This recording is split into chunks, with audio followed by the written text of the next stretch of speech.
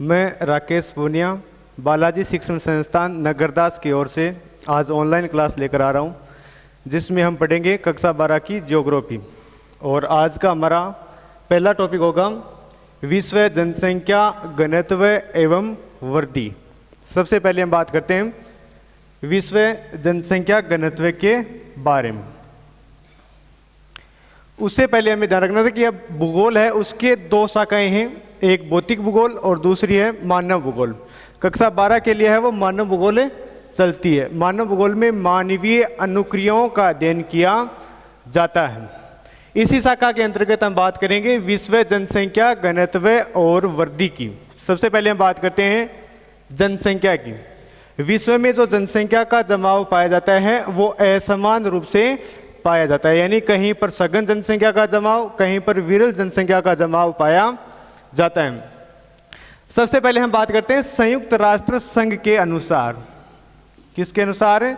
संयुक्त राष्ट्र संघ के अनुसार। संयुक्त राष्ट्र संघ के अनुसार सन 2013 में विश्व की कुल जो जनगणना है वो थी 714 करोड़। किसके अनुसार? संयुक्त राष्ट्र संघ के अनुसार विश्व की 2013 के अनुसार कुल जनसंख्या 714 करोड़ थी।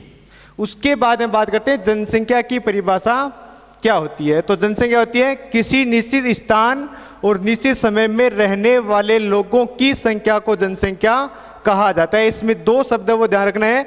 जनसंख्या के अंतर्गत क्या आता है? एक तो आता है किसी निश्चित स्थान, और स्थान के साथ साथ समय। तो किसी निश्चित स्थान व निश्चित समय में रहने वाले लोगों की संख्या को जनसंख्या कहा जाता है। उसके बाद विश्व के संदर्भ में अगर हम बात करें तो विश्व के संदर्भ में जनसंख्या का असमान वितरण पाया जाता है। उस असमान वितरण की अगर हम बात करें तो जनसंख्या का असमान वितरण, इसकी अगर हम बात करें तो आंकड़ों के अनुसार देखा जाए कि एक नंबर पर है कि विश्व की 2/3 जो जनसंख्या है वो इसके 14% भूभाग पर निवास करती है। कितनी प्रतिशत जनसंख्या? 2/3 जनसंख्या विश्व के 14% भूभाग पर निवास करती है। पॉइंट नंबर 2 हो जाएगा कि विश्व की 85% जनसंख्या, कितनी जनसंख्या? विश्व की 85% जनसंख्या है वो उत्तरी गोलार्ध में निवास करती है, तथा 15% जो जनसंख्या है वो दक्षिणी गोलार्ध में निवास करती है। कितनी हो जाएगी? 85% जनसंख्या उत्तरी गोलार्ध में और 15% जनसंख्या वो दक्षिणी गोलार्ध में निवास करती है। उसके बाद पॉइंट नंबर 3 हो जाएगा विश्व के 90% जो भूभाग है उस 90% भूभाग पर विश्व की 10% जनसंख्या और 10% भूभाग है उस पर 90% जनसंख्या निवास करती है। ये हो जाएगा तीसरा हमारा जनसंख्या का असमान वितरण। उसके बाद ये चौथा जो पॉइंट होगा वो होगा कि विश्व में 2/3 जनसंख्या है वो एशिया और यूरोप में निवास करती है। किस किस में निवास करती है? एशिया और यूरोप में है वो विश्व की 2/3 जनसंख्या निवास करती है। एशिया महाद्वीप में विश्व की 60.27% जनसंख्या निवास करती है, जो कि सर्वाधिक है। जबकि विश्व में सबसे कम जो जनसंख्या है वो ऑस्ट्रेलिया महाद्वीप में निवास करती है। किस महाद्वीप में करती है? ऑस्ट्रेलिया महाद्वीप, जिसे ओसेनिया भी कहा जाता है। ऑस्ट्रेलिया महाद्वीप में विश्व की आधी प्रतिशत जनसंख्या अर्थात 0.53% जनसंख्या है वो ऑस्ट्रेलिया महाद्वीप में निवास करती है। उसके बाद में 5 नंबर पॉइंट की अगर बात करें तो विश्व की 80% जो जनसंख्या है वो 80% जनसंख्या 20 डिग्री से लेकर के 60 डिग्री उत्तरी अक्षांशों के मध्य निवास करती है। कितने अक्षांश? 20 डिग्री से लेकर के 60 डिग्री उत्तरी अक्षांशों के मध्य विश्व की 80% जनसंख्या निवास करती है। उसके बाद में पॉइंट नंबर 6 की अगर हम बात करें तो विश्व की 75% जो जनसंख्या है वो 75% जनसंख्या महाद्वीपों के किनारे पर निवास करती है। कहां पर करती है? महाद्वीपों के किनारों पर विश्व की 75% जनसंख्या वो महाद्वीपों के किनारे निवास करती है।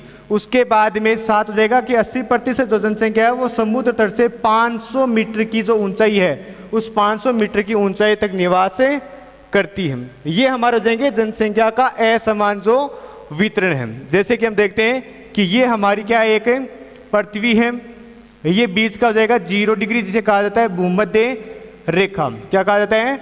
भूमध्य रेखा कहा जाता है। इसके उत्तर का जो भाग है वो कहलाता है उत्तरी गोलार्ध। कौन सा गोलार्ध है? उत्तरी गोलार्ध कहलाता है। इसके दक्षिण का जो भाग है ये कहलाता है दक्षिणी गोलार्ध। पृथ्वी को कितने भागों में बांट दिया? 2 भागों में। 0 डिग्री या भूमध्य रेखा के उत्तर का भाग उत्तरी गोलार्ध और 0 डिग्री या भूमध्य रेखा के दक्षिण का भाग है वो दक्षिणी गोलार्ध कहलाता है। इसके अंतर्गत अगर बात करें तो 85% जनसंख्या यहाँ पर है और 15% जनसंख्या यहाँ पर है। इसमें सर्वाधिक कंफ्यूज होता है कि इसी के अंतर्गत है वो कहीं पर ये ऐसा मिलता है कि विश्व की 90% जनसंख्या उत्तरी गोलार्ध में निवास करती है, जबकि 10% जनसंख्या वो दक्षिणी गोलार्ध में निवास करती है। लेकिन हमें ध्यान क्या रखना है कि हमें यह रखना है कि 85% जो जनसंख्या है वो उत्तरी गोलार्ध में और 15% जो जनसंख्या वो दक्षिणी गोलार्ध में निवास करती है। उसके बाद एक यहाँ पर आया कि 20 डिग्री से लेकर के 60 डिग्री उत्तरी अक्षांश, यानी यहाँ की अगर हम बात करें तो ये जो लाइन हो जाएगी वो हो जाएगी हमारी 20 डिग्री उत्तरी अक्षांश और इससे लेकर के यहाँ तक का भाग है वो 60 डिग्री उत्तरी अक्षांश, यानी इसके मध्य का जो भाग है यहाँ पर विश्व की 80% जनसंख्या निवास करती है। इसके उत्तर में जैसे भी हम जाएंगे तो 1% से भी है वो क्या हो जाएगी? कम जनसंख्या पाई जाती है। कहाँ से? 60 डिग्री से लेकर के 90 डिग्री उत्तरी ध्रुव तक विश्व की 1% से जनसंख्या वो कम पाई जाती है। ये तो हमारा हो गया जनसंख्या का असमान वितरण। उसके बाद हम बात करते हैं कि विश्व के संदर्भ में जनसंख्या की दृष्टि से जो बड़े महाद्वीप हैं उसकी बात करेंगे और उसके साथ साथ जनसंख्या की दृष्टि से सबसे जो बड़े देश हैं उसकी हम बातें करेंगे। सबसे पहले हम बात करते हैं महाद्वीप की। जनसंख्या की दृष्टि से सबसे जो बड़े महाद्वीप हैं उसकी बात करते हैं। तो इसके साथ एक तरफ लिख लेना है जनसंख्या और दूसरी तरफ हो जाएगा हमारा क्षेत्रफल, यानी जनसंख्या की दृष्टि से बड़े महाद्वीप और क्षेत्रफल की दृष्टि से बड़े महाद्वीप। जनसंख्या की दृष्टि से अगर हम बात करें तो सबसे बड़ा जो महाद्वीप है वो आ जाएगा एशिया महाद्वीप। उसके बाद दूसरा जो बड़ा महाद्वीप आ जाएगा वो आ जाएगा अफ्रीका महाद्वीप। उसके बाद तीसरा बड़ा महाद्वीप आ जाएगा यूरोप और चौथा बड़ा महाद्वीप आ जाएगा उत्तरी अमेरिका। उसके बाद 5 नंबर का जो बड़ा महाद्वीप है वो आ जाएगा दक्षिणी अमेरिका और 6 नंबर का जो बड़ा भाग है वो आ जाएगा ऑस्ट्रेलिया का या ओसेनिया का। ये हो जाएंगे जनसंख्या की दृष्टि से 6 क्रम से बड़े महाद्वीप। सर्वाधिक जनसंख्या वो एशिया में 60.27% जनसंख्या निवास करती है। उसके बाद में 15% जनसंख्या अफ्रीका महाद्वीप में। उसके बाद में 8% जनसंख्या है वो यूरोप महाद्वीप में निवास करती है और ऑस्ट्रेलिया जो महाद्वीप है उसमें 0.53% जनसंख्या निवास करती है। ये तो जाएगा जनसंख्या की दृष्टि से विश्व के बड़े महाद्वीप। उसके बाद हम बात करते हैं क्षेत्रफल की दृष्टि से विश्व के बड़े महाद्वीप हैं। तो सबसे पहले आ जाएगा एशिया। एशिया के बाद दूसरा बड़ा जो महाद्वीप है वो वापस आ जाएगा अफ्रीका। अफ्रीका के बाद में तीसरा जो बड़ा महाद्वीप है वो आ जाएगा उत्तरी अमेरिका। कौन सा महाद्वीप आ जाएगा? उत्तरी अमेरिका। उसके बाद में चौथा जो बड़ा महाद्वीप है वो आ जाएगा दक्षिण अमेरिका।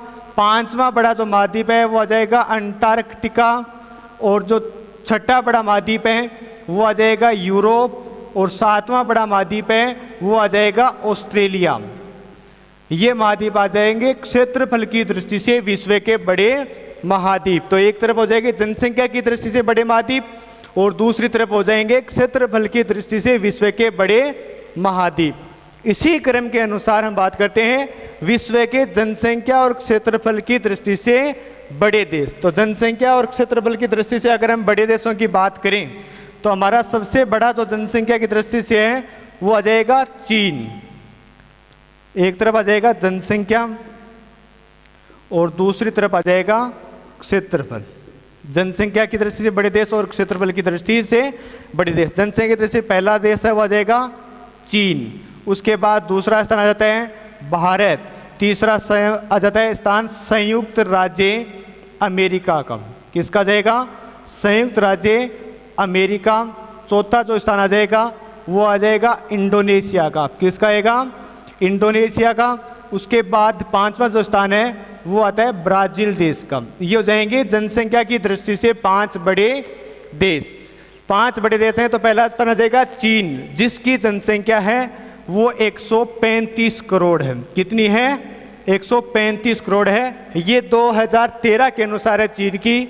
भारत की 2011 के अनुसार 121 करोड़ जनसंख्या है।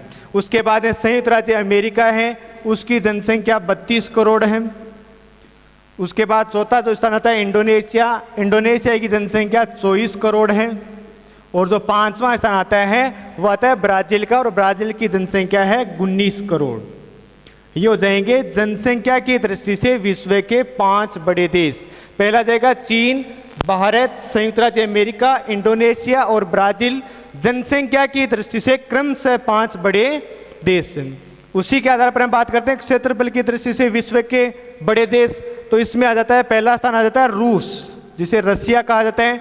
दूसरा जाएगा कनाडा, तीसरा स्थान चीन, उसके बाद चौथा स्थान संयुक्त राज्य अमेरिका यानी यूनाइटेड स्टेट्स ऑफ अमेरिका का चौथा स्थान। उसके बाद में ऑस्ट्रेलिया का स्थान आ जाएगा, ऑस्ट्रेलिया के बाद में आ जाएगा ब्राजील, और ब्राजील के बाद में आ जाएगा भारत का। इसका मतलब जनसंख्या की दृष्टि से भारत का विश्व में दूसरा स्थान, और क्षेत्रफल की दृष्टि से भारत का विश्व में 7वां स्थान आता है। ये तो हमारा हो जाएगा जनरली इंट्रोडक्शन महाद्वीप और देशों के बारे में, सबसे बड़े और सबसे छोटे जो क्या आते हैं हमारे जनसंख्या के असमान वितरण के बारे में। उसके बाद में हम बात करते हैं, हमारा जो अगला टॉपिक आएगा कि विश्व में जो जनसंख्या है उसको प्रभावित करने वाले जो कारक हैं उन कारकों की हम चर्चा करते हैं। तो विश्व में जनसंख्या को प्रभावित करने वाले जो कारक हैं या जनसंख्या घनत्व को प्रभावित करने वाले कारक हैं वो कारक है 2। पहला जो हमारा कारक आ जाएगा वो आ जाएगा भौतिक कारक। कौन सा कारक है? भौतिक कारक। भौतिक कारक के अंतर्गत अगर हम 1 नंबर की बात करें तो 1 नंबर का आ जाता है स्थिति। उसके बाद 2 नंबर आ जाएगा जलवायु। उसके बाद में 3 नंबर आ जाएगा जल की उपलब्धता, जल की उपलब्धता। और 4 नंबर आ जाएगा मिट्टी या मृदा। ये तो आ जाएंगे भौतिक कारक हैं जो जनसंख्या घनत्व को प्रभावित करते हैं। 2 नंबर का आ जाएगा आर्थिक कारक। आर्थिक कारक को भी 4 भागों में विभाजित किया गया है। पहला कारक आ जाएगा खनिज, उसके बाद ये दूसरा कारक आ जाएगा नगरीकरण, और तीसरा कारक आ जाएगा औद्योगिकरण, और चौथा कारक आ जाएगा सामाजिक व सांस्कृतिक कारक। कौन सा आ जाएगा? सामाजिक व सांस्कृतिक कारक। ये 4 कारक हैं वो आ जाएंगे भौतिक कारक के, और 4 आ जाएंगे आर्थिक कारक के।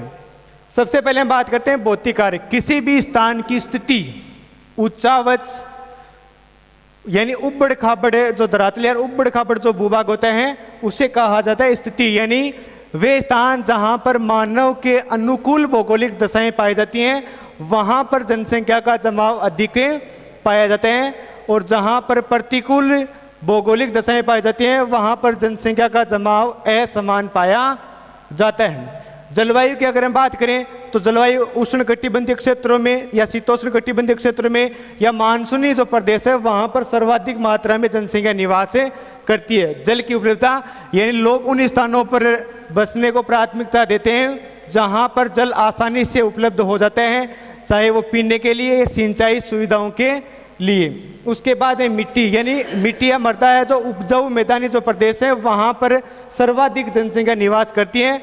उदाहरण स्वरूप हम बात करते हैं तो विश्व की विभिन्न जो नदी घाटियों का जो क्षेत्र है वहाँ पर सघन जनसंख्या का जमाव पाया जाते हैं। आर्थिक कार्य की अगर हम बात करेंगे तो खनिज, जिन स्थानों पर पर्याप्त मात्रा में खनिज पाए जाते हैं वहाँ पर लोग है वो बसने को वरीयता या प्राथमिकता देते हैं।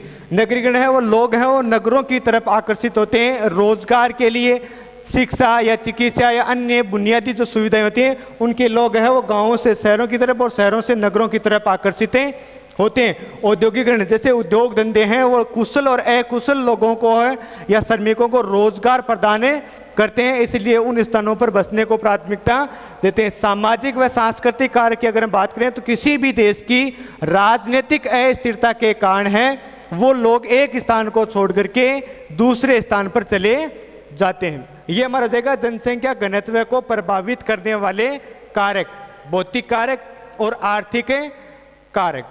उसके बाद में हमारा अगला जो टॉपिक है उसकी अगर हम बात करें तो विश्व के प्रमुख जो जनसंख्या का महासमूह है उसके बारे में हम बातें करेंगे। किसके बारे में बात करेंगे? जनसंख्या महासमूह के बारे में। जनसंख्या महासमूह, जनसंख्या महासमूह क्या होता है? यानी किसी भी महाद्वीप में जनसंख्या का जो जमाव है उसके अनुसार जनसंख्या महासमूह को विभाजित किया जाता है। विश्व में वर्तमान समय में 4 जनसंख्या महासमूह विभाजित किया गए हैं। जो पहला आ जाता है वो आ जाता है एशियाई जनसमूह। कौन सा जाएगा? एशियाई जनसमूह। उसके बाद दूसरा जाएगा अफ्रीकी जनसमूह। कौन सा जनसमूह है? अफ्रीकी जनसमूह। उसके बाद तीसरा जो स्थान आ जाएगा वो आ जाएगा यूरोपीय जनसमूह। कौन सा जाएगा? यूरोपीय जनसमूह। और चौथा आ जाएगा अमेरिकी जनसमूह। इन 4 जनसंख्या महासमूह के अंतर्गत विश्व को विभाजित किया गया। हमने पहले भी पढ़ा कि 20 डिग्री से लेकर के 60 डिग्री उत्तरी अक्षांश में 80% जो जनसंख्या निवास करती है वो इन्हीं जनसमूहों के अंतर्गत पाई जाती है। सबसे पहले हम बात करते हैं एशियाई जो जनसमूह है उसके बारे में। एशियाई जनसमूह है तो इसे मानसूनी एशिया होने के कारण मानसूनी जनसमूह भी कहा जाता है। यहाँ पर विश्व की 60.27% जनसंख्या वो निवास करती है जो कि सर्वाधिक है। इस एशियाई जनसमूह का जो जमाव है वो 10 डिग्री से लेकर के 40 डिग्री उत्तरी अक्षांशों के मध्य पाया जाता है। कितने डिग्री अक्षांशों के मध्य पाए जाते हैं? 10 डिग्री से लेकर के 40 डिग्री उत्तरी अक्षांशों के मध्य एशियाई जनसमूह है वो पाया जाता है। एशियाई जो जनसमूह है उसको भी 3 उपभागों में विभाजित किया जाता है। 3 जो उपविभाग हैं वो आ जाएगा पूर्वी एशिया। कौन सा जाएगा? पहला जाएगा पूर्वी एशिया। उसके बाद दूसरा आ जाएगा दक्षिणी एशिया और तीसरा आ जाएगा दक्षिणी पूर्वी एशिया। इन 3 उपविभागों में है वो एशियाई जनसमूह को बांटा गया है। पहला जाएगा पूर्वी एशिया। तो पूर्वी एशिया के अंतर्गत 3 प्रमुख देश आते हैं। 3 प्रमुख कौन कौन से देंगे? चीन, उसके बाद में जापान और आ जाएगा तीसरा कोरिया। कौन कौन से देंगे? चीन, जापान और कोरिया। ये 3 जो देश हैं वो आते हैं पूर्वी एशिया के अंतर्गत। दक्षिणी एशिया की अगर हम बात करें तो दक्षिणी एशिया के अंतर्गत हैं वो आ जाएंगे भारत और उसके पड़ोसी देश। भारत है, पाकिस्तान है, उसके बाद में श्रीलंका है, उसके बाद में बांग्लादेश, उसके बाद में नेपाल और भूटान। ये किसके अंतर्गत आ जाएंगे? ये जाएंगे दक्षिणी एशिया के अंतर्गत। कौन कौन से जाएंगे? भारत, पाकिस्तान, श्रीलंका, बांग्लादेश, नेपाल और भूटान है वो दक्षिणी एशिया के अंतर्गत आते हैं। और दक्षिणी पूर्वी एशिया की अगर हम बात करें तो यहाँ पर आ जाएगा म्यांमार। म्यांमार के बाद आ जाएगा इंडोनेशिया। इंडोनेशिया के बाद आ जाएगा मलेशिया। मलेशिया के बाद आ जाएगा सिंगापुर और वियतनाम। ये आ जाएंगे दक्षिणी पूर्वी एशिया के अंतर्गत। 3 उपविभाग हो गए, पूर्वी एशिया, दक्षिणी एशिया और दक्षिणी पूर्वी एशिया। दक्षिणी एशिया में आते हैं चीन, जापान और कोरिया। उसके बाद दक्षिणी पूर्वी एशिया में चीन, जापान और कोरिया। दक्षिण एशिया में भारत, पाकिस्तान, श्रीलंका, नेपाल, भूटान और बांग्लादेश आते हैं। और दक्षिणी पूर्वी जो एशिया है उसमें म्यांमार है, इंडोनेशिया है, मलेशिया है, सिंगापुर है और वियतनाम है, ये देश आते हैं। एशियाई जो जनसमूह है उसकी सबसे जो बड़ी समस्या है वो है जनसंख्या वृद्धि। क्या है?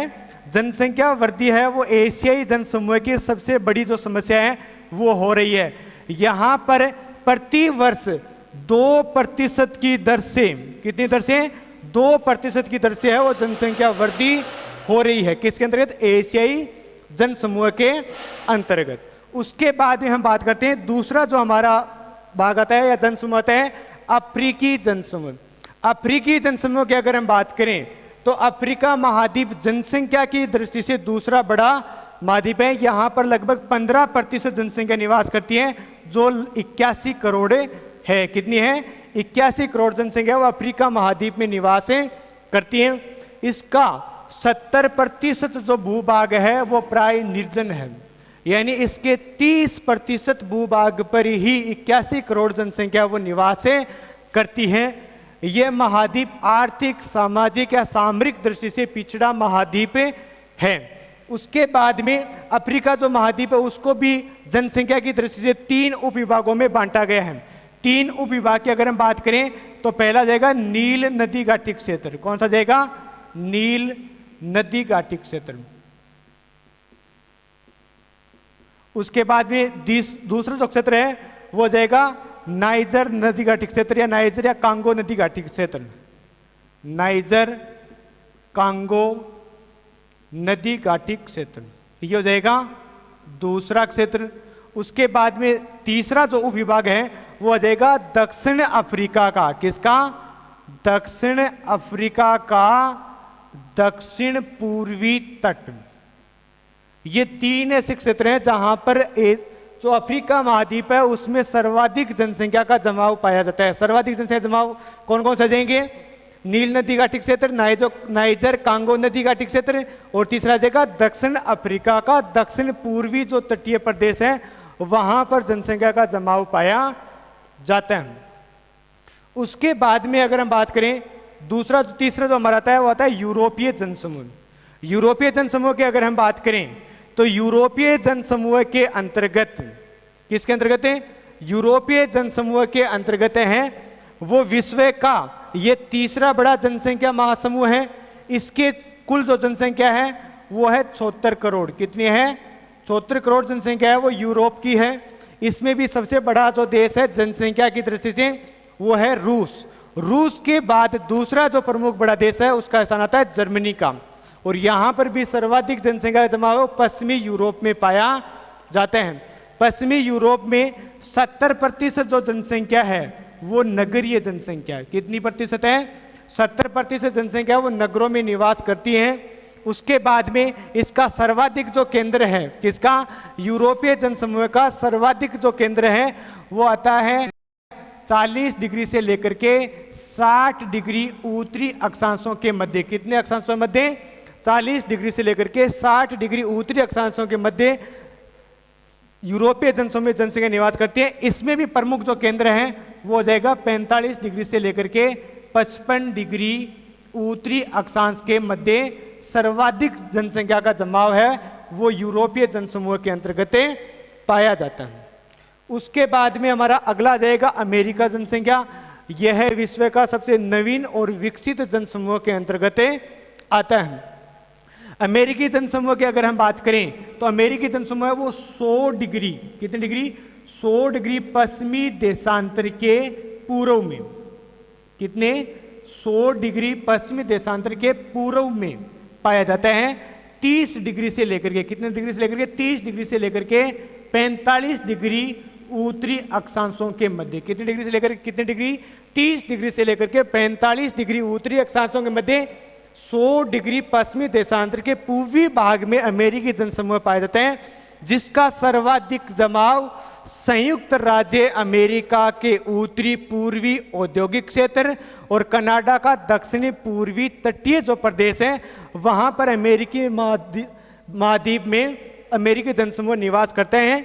और यह जनसमूह इसके अंतर्गत 75% से अधिक जो जनसंख्या है वो नगरों में निवास करती है। ये हमारे हो जाएंगे विश्व के प्रमुख जनसंख्या महासमूह। उसके बाद में हम बात करते हैं जो जनसंख्या जो वितरण है, उस जनसंख्या वितरण के क्षेत्र के आधार पर या प्रदेश के आधार पर अगर हम बात करें, किसके आधार पर, जनसंख्या वितरण के प्रदेश के आधार पर भी इसको 4 भागों में बांटा गया है। कितने भागों में बांटा गया है, प्रदेश के आधार पर। तो प्रदेश के आधार पर अगर हम बात करें तो पहला जाएगा सघन जनसंख्या के प्रदेश। कौन सा जाएगा, सघन जनसंख्या के प्रदेश, जनसंख्या के प्रदेश। उसके बाद में दूसरा जाएगा सामान्य जनसंख्या के प्रदेश। किसका जाएगा, सामान्य जनसंख्या के प्रदेश। और तीसरा जाएगा विरल जनसंख्या के प्रदेश। किसके जाएंगे, विरल जनसंख्या के प्रदेश। और जो चौथा जो भाग है वो आ जाएगा अति न्यून जनसंख्या के प्रदेश। इन 4 जनसंख्या प्रदेशों के आधार पर इसको विभाजित किया गया है। पहला जगह सघन जनसंख्या के प्रदेश की अगर हम बात करते हैं तो इसमें जनसंख्या का जमाव अधिक पाया जाता है।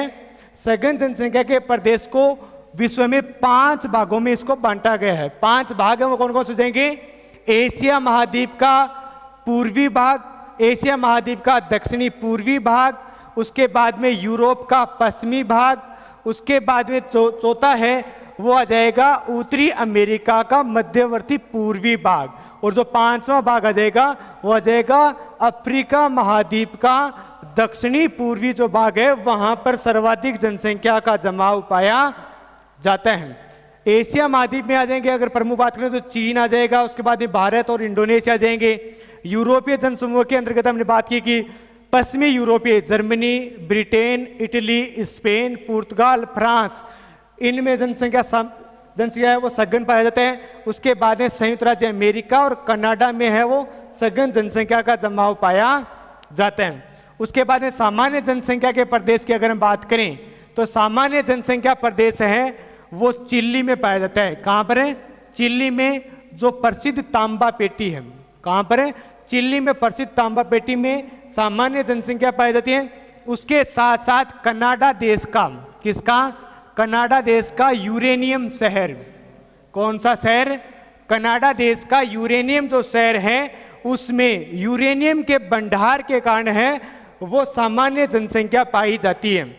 और इसके अंतर्गत एक और आ जाता है ऑस्ट्रेलिया जो महाद्वीप है, उस ऑस्ट्रेलिया महाद्वीप के जो सोने की खानें हैं, उस सोने की खानों में भी है वो सामान्य जनसंख्या निवास करती है। 2 प्रमुख सोने खाने, कालगुरली और गुलकार्डी प्रमुख ऑस्ट्रेलिया की सोने की खानें हैं जहां पर सामान्य जनसंख्या का प्रदेश पाया जाते हैं। उसके बाद में आ जाएगा विरल जनसंख्या का प्रदेश। तो विरल जनसंख्या के प्रदेश की अगर हम बात करें तो यहां पर विश्व के 70% जो भूभाग है वो प्राय है निर्जन। किस प्रकार का भाग है, 70% भूभाग प्राय है वो निर्जन है। और इसके अंतर्गत विश्व की 5% जनसंख्या ही निवास करती है। किसके अंतर्गत, विरल जनसंख्या के प्रदेश के अंतर्गत। उसके बाद चौथा जाता है अति न्यून जनसंख्या, यानी जहां पर जनसंख्या 1% से कम पाई जाती है। तो अति न्यून क्षेत्र के आ जाएंगे ध्रुवीय प्रदेश। उसके बाद जितने भी जो पर्वतीय और मरुस्थलीय जो प्रदेश हैं वहां पर अति न्यून प्रकार की जनसंख्या है वो पाई जाती है। ये हो जाएंगे जनसंख्या के प्रमुख प्रदेश। तो आज का टॉपिक है वो हमारा इतना ही रहेगा। उसके बाद में नेक्स्ट टॉपिक में हम बातें आगे